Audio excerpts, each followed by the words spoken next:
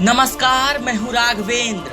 आज दहलीज में कहानी लातीनी अमेरिकी क्रांतिकारी के नाम से मशहूर चे ग्वेरा की, जो डॉक्टर बनने के बावजूद भी अपने ऐशो आराम की जिंदगी छोड़कर लोगों की पापमय, घिनौनी और शर्मनाक के कीड़ों की तरह कट रही जिंदगी देखकर आहत हो गया और फिर कभी अपने आप को संभाल नहीं पाया। औरों के दर्द से कुपित होकर अपनी ताकत का डंका पिटवा रहे शक्तिशाली देश अमेरिका को उसकी हैसियत बताने के लिए चल दिया। उस वक्त लोगों के बीच चे ग्वेरा के वर्चस्व का प्रभाव इतना था कि उसने उस दौर में अमेरिका को लोहो चने चबवा दिए, या फिर कहे तो सीधे नानी याद दिला दी। चे ग्वेरा ने अमेरिका के खिलाफ ऐसे बगावती सुर बुलंद किए कि अमेरिका की सांसें फूलने लगी। चे ग्वेरा जब तक रहा, अमेरिका की नाक में दम करके रहा।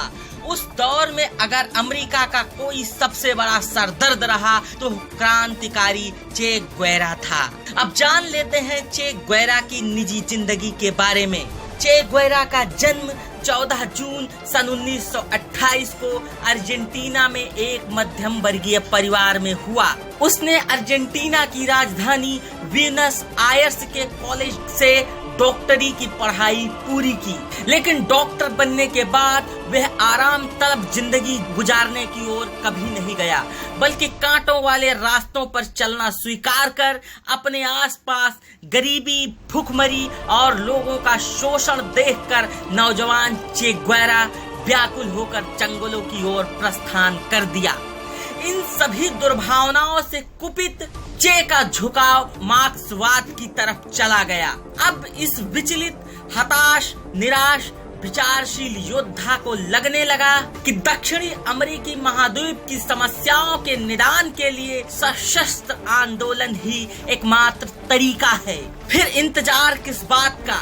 यह नई सोच, यह नई आग, नए जोश, नए लक्ष्य का अभिमानी सन 1955 में क्यूबा के राष्ट्रपति रहे फिदेल कास्त्रो से आकर मिला।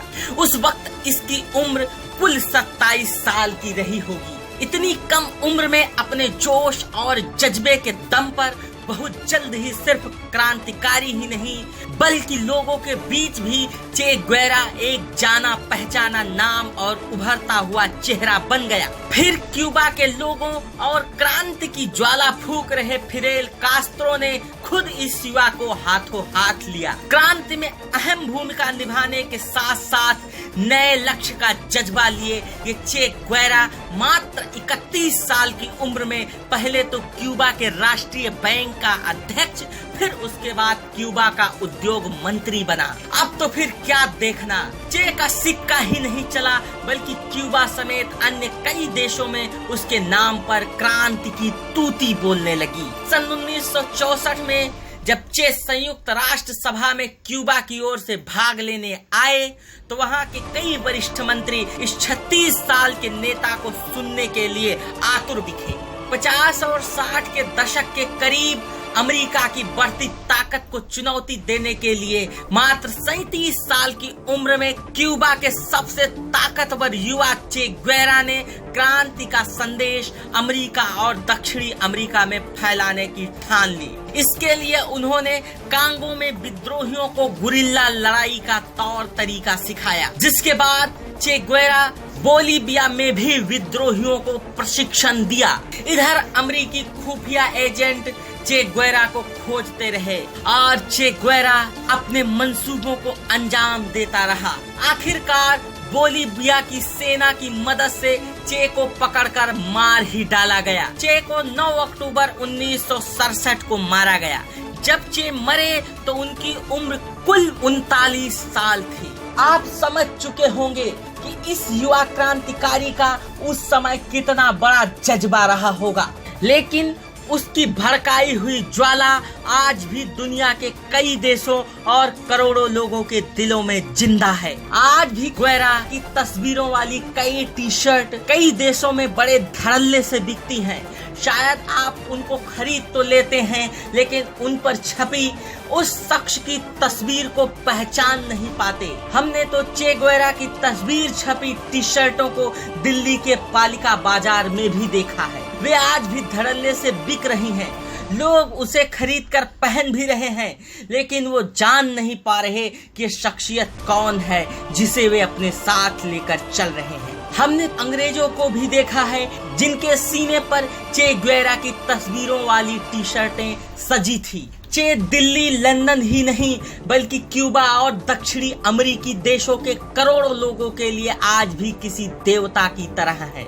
भले ही एक समय में चे अमेरिका के सबसे बड़े दुश्मन रहे हों, लेकिन आज कई लोगों की नजर में वे एक महान क्रांतिकारी हैं। आज हम आपके सामने चे गुएरा से संबंधित एक रहस्योद्घाटन करने जा रहे हैं। यह बात बहुत कम ही लोगों को पता होगी कि चे गुएरा ने भारत की भी यात्रा की थी, और जब वे देश के पहले प्रधानमंत्री पंडित जवाहरलाल नेहरू जी से मिले तो फिर इनके कायल हो गए। चे ने भारत यात्रा के बाद अपनी रिपोर्ट में लिखा कि काहिरा से हमने भारत के लिए सीधी उड़ान भरी। हमारी इस यात्रा में सभी उच्च स्तरीय राजनीतिज्ञों से मुलाकातें भी हुई।